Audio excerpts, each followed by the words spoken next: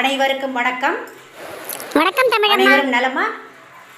இன்றைய தமிழ் வகுப்பில் உங்களை சந்திப்பதில் பெருமகிழ்ச்சி அடைகிறேன். இந்த பிரிவு பாடத்திற்கு போகிறதுக்கு முன்னாடி சென்ற வார பாடத்தை நம்ம கொஞ்சம் நினைவுபடுத்தி பார்க்கலாமா? அதிலிருந்து ஒரு சில கேள்விகள் கேட்கட்டுமா தமிழம்மா? அப்போ தான் நீங்கள் எந்த அளவில் எல்லாத்தையும் புரிஞ்சிருக்கீங்க, எந்த அளவில் எல்லாத்தையும் காதில் வாங்கியிருக்கீங்கன்னு எங்களுக்கு புரியும். சரியா? சரி. இப்போ சென்ற வாரம் உங்களுக்கு என்ன சொல்லி கொடுத்தாங்கனாக்க, வடமொழி எழுத்துக்கள் அதிலிருந்து உருவாகுகின்ற வடமொழி சொற்களை சொல்லி கொடுத்தாங்க. சரியா? வடமொழி எழுத்துக்கள்னா என்னன்னாக்க, வடநாட்டில் உள்ள சமஸ்கிருத மொழியிலிருந்து கொண்டு வரப்பட்ட எழுத்துக்கள் தான் வடமொழி எழுத்துக்கள். புரியுதா? அது மொத்தம் 6 எழுத்துக்கள் இருக்குது. ச, ஷ, இக்ஷ, ஹ,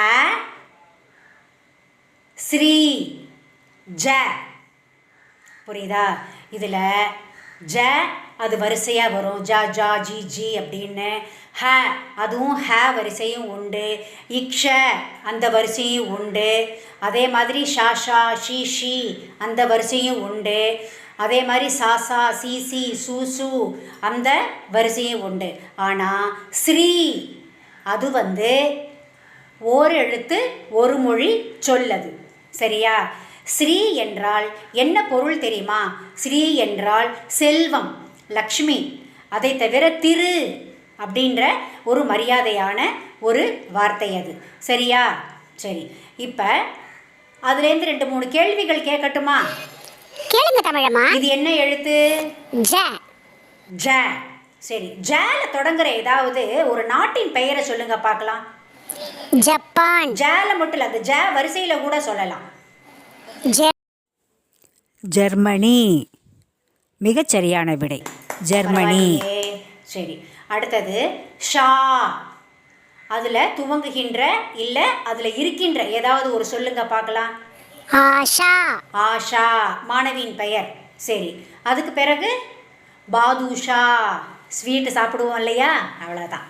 சரி. இந்த மாதிரி வடமொழி எழுத்துக்களும் சிறப்பு அதோடைய சொற்களையும் நீங்கள் படிச்சிட்டீங்க. சரியா? பரவாயில்ல, நல்லா கவனிச்சிருக்கீங்க. எல்லாரையும் மிகுந்த மகிழ்ச்சியாக இருக்குது தமிழம்பாக்கு. பரவாயில்ல, நம்ம மாணவர்கள் மிகுந்த ஆர்வத்தோடு இருக்காங்க அப்படின்றத நான் புரிஞ்சுக்கிட்டேன். சரி. இப்போ இந்த வாரம் என்ன பாடல்னு நம்ம பார்க்கலாமா? என்ன பாடம் நான் சொல்லிக் கொடுக்க போகிறேன்றதை பார்க்கலாமா? வாழ்த்தலாம் வாங்க. பாடத்துடைய தலைப்பு என்ன? வாழ்த்தலாம் வாங்க. இந்த பாடம் ஒரு 4 கருத்துக்களை உங்களுக்கு சொல்லி கொடுக்குது.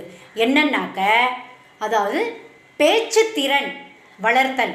ஏன்னா பேசுகிற திறன் இருந்தால் தான் 2 மாணவர்களுக்கு இடையே, அது மாணவர்களாக இருக்கலாம், இல்லாட்டி பள்ளிக்கூடத்தில் இருக்கிற நண்பர்களாக இருக்கலாம், இல்லை அக்கா தம்பி அண்ணன் தங்கச்சி, அந்த மாதிரி எப்படி வேணாலும் இருக்கலாம், மாணவர்களுக்கு இடையே இருக்கின்ற உரையாடல் வளரும், உரையாடல் திறன் மேம்படும். சரியா?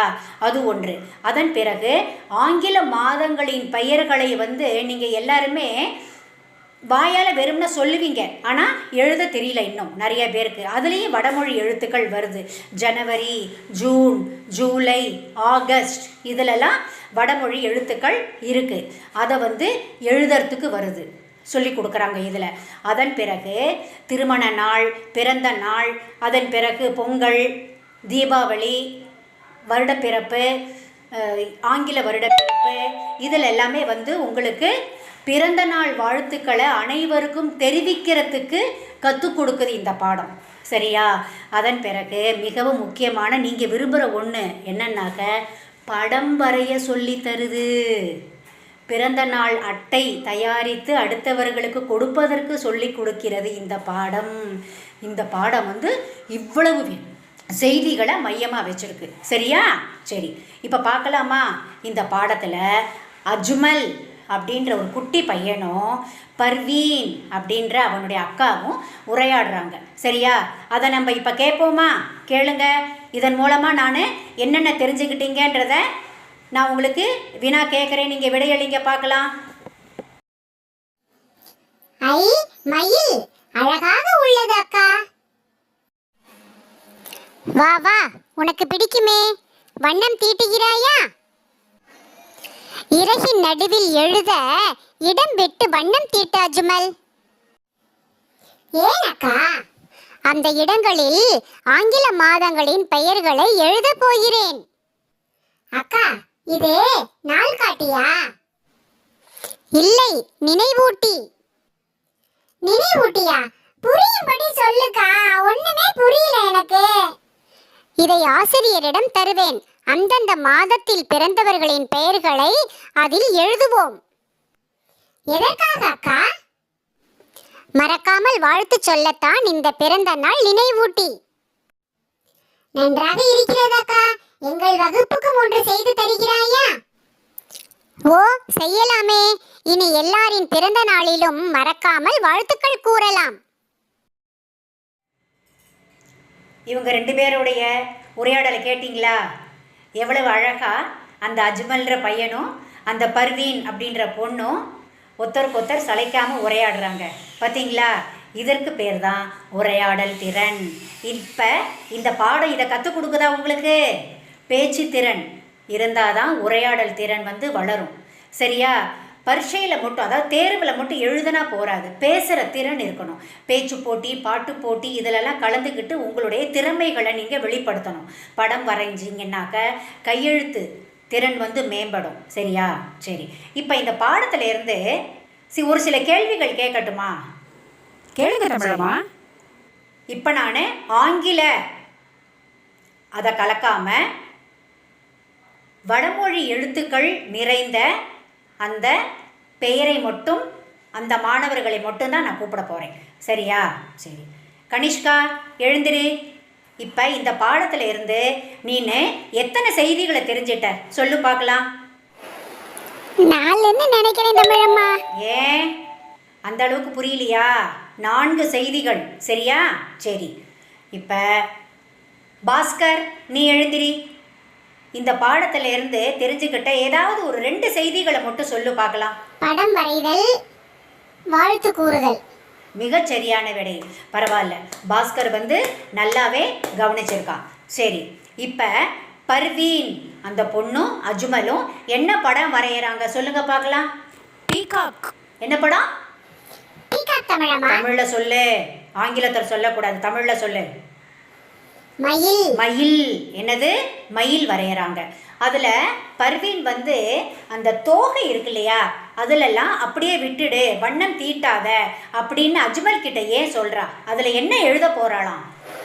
பிறந்தநாள் கொண்டாடும் குழந்தைகளின் பெயர்கள். மிகச் சரியான விடை. ஜனவரி, அதில் யாருடைய பிறந்த நாள் வருது, பிப்ரவரி அதில் யாருடைய பிறந்த நாள் வருது அப்படின்னு அந்த 12 மாதங்களுடைய பெயர்களை எழுதி மாணவர்களுடைய பெயர்களை வரிசைப்படுத்த போகிறாங்க. சரியா? சரி, இப்போ இதில் என்னென்ன விழாக்களுக்கு வாழ்த்துக்கள் சொல்லலாம்? Birthday, happy new year. தமிழில் சொல்லு, ஆங்கிலத்தில் சொல்லக்கூடாது. பிறந்த நாள், திருமண நாள், பிறந்த நாள், தமிழ் வருட பிறப்பு, ஆங்கில வருட பிறப்பு, பொங்கல், ஏனைய பண்டிகைகளில் வாழ்த்துக்கள் தெரிவிக்கலாம். சரி, அதுக்கு பிறகு இதில் முக்கியமாக என்னன்னாக்க வாழ்த்து அட்டை எப்படி தயாரிக்கிறதுன்றது மாணவர்களுக்கு ஒரு ஆர்வத்தை கொடுக்குறாங்க.